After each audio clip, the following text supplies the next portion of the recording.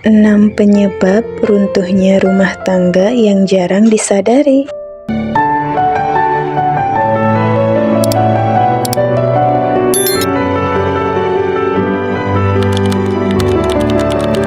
Pernikahan tidak runtuh dalam sehari.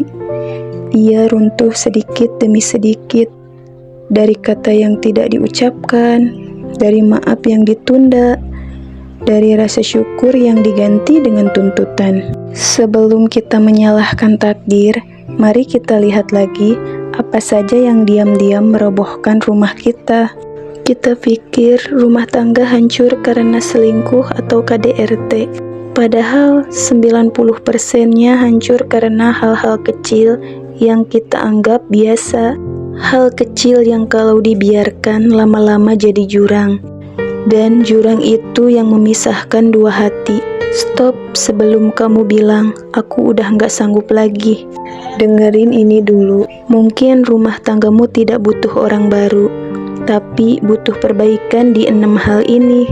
Karena yang menghancurkan bukan badai besar, tapi retakan-retakan kecil yang kita abaikan.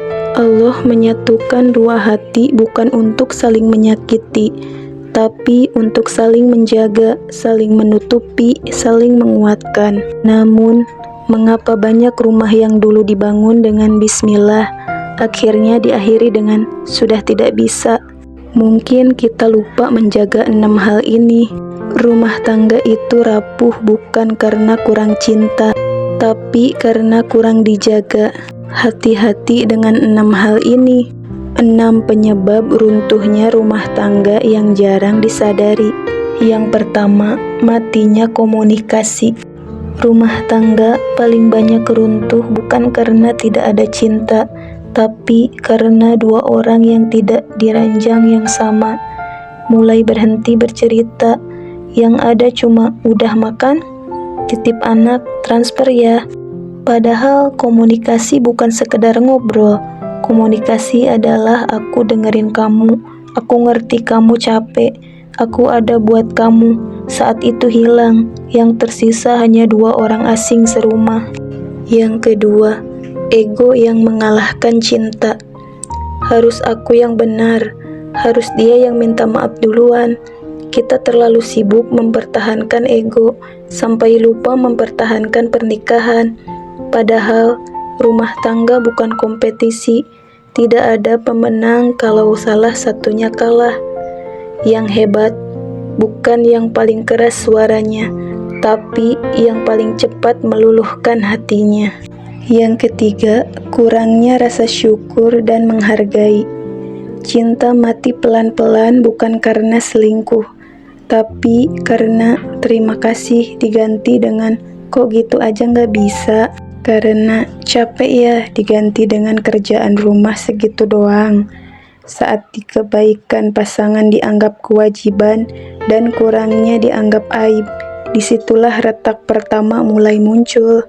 Yang keempat, tidak ada kepercayaan dan kejujuran. Kepercayaan itu seperti kaca, sekali pecah bisa dilem, tapi retaknya tetap kelihatan.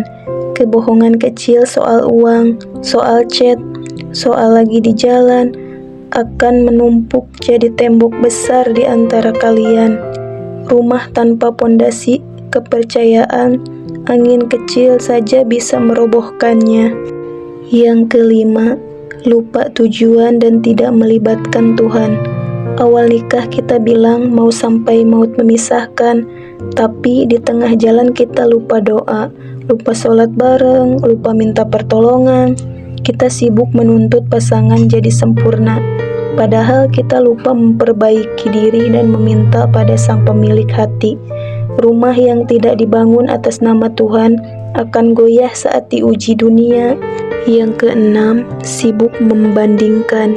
Orang-orang kelihatan bahagia, teman kantor suaminya romantis, tetangga istrinya selalu dandan.